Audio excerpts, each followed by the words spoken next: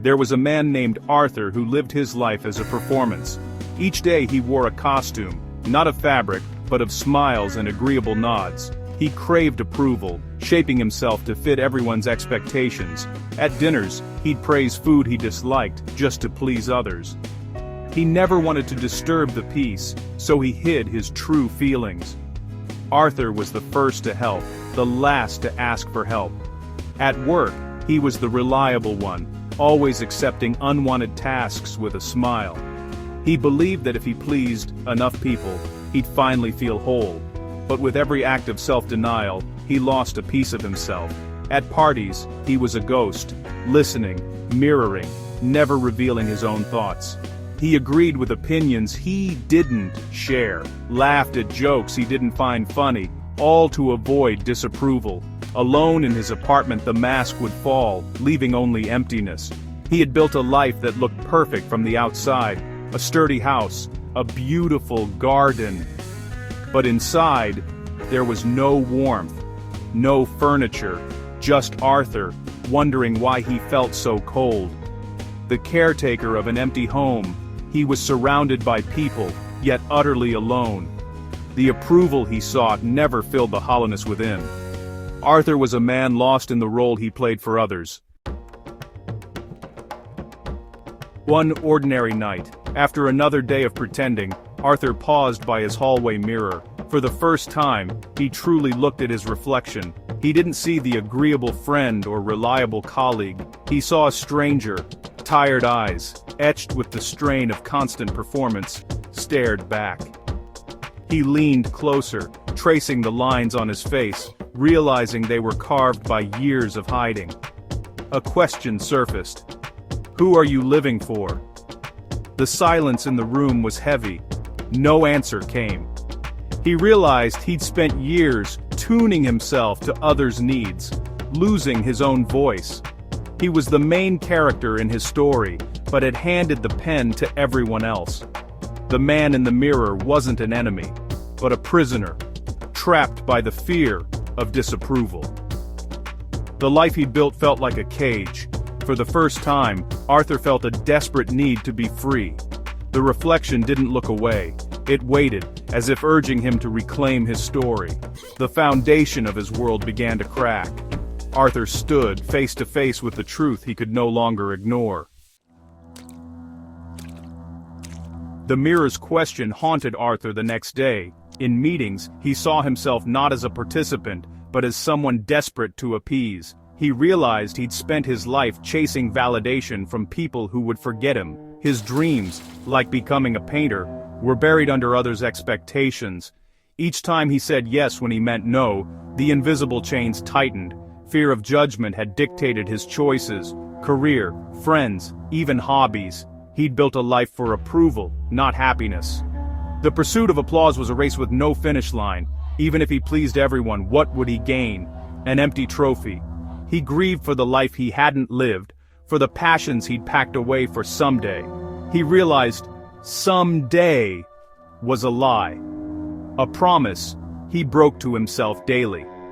The warmth of approval was fleeting, like a candle. His passion for art was a sun, waiting to be let in. He'd been living in dim candlelight, forgetting the sun was always there. The chains were heavy, but now he could see them. Arthur knew he had to break free. The decision to change wasn't loud, it was a quiet whisper. Arthur resolved to stop living for others' verdicts. He wouldn't be rude or unkind, but he'd stop setting himself on fire to keep others warm. When a friend invited him to a concert he disliked, he politely declined. The world didn't end. The friendship didn't crumble. Arthur felt a lightness, a single chain breaking. He began speaking his truth, gently and honestly, and survived. At work, he offered real opinions. People listened. He left the office on time, reclaiming hours for himself. He walked, thought, and rediscovered the joy of simply being. With each choice for himself, the inner noise faded. The anxiety of what will they think was replaced by calm. Most people were too busy with their own lives to judge his.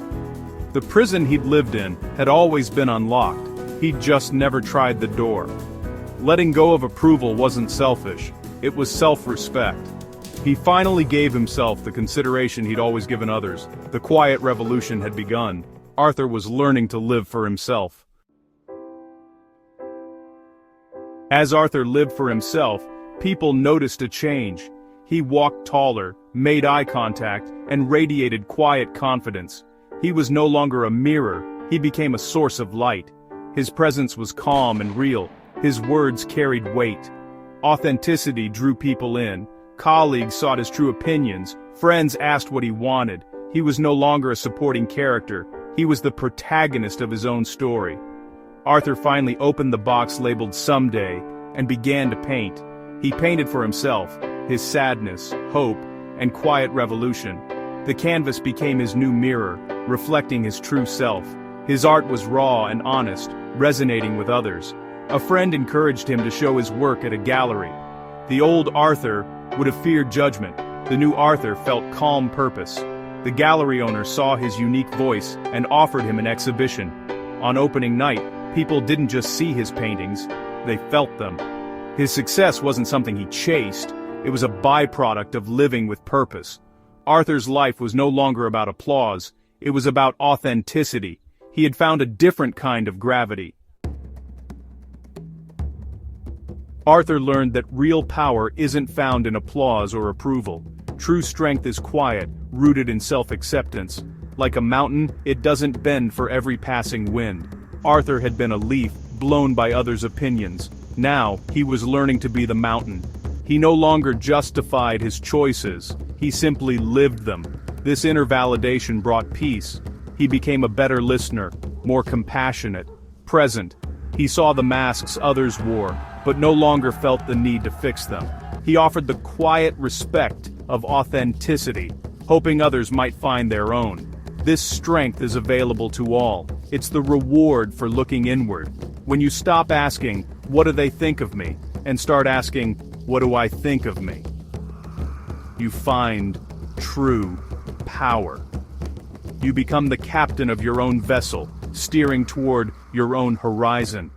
Arthur's stillness was his strength. Arthur's story teaches a simple truth: your life is your own. For too long, you may have followed maps drawn by others, trimming your dreams to fit their expectations. It's time to trust your own compass, your true north.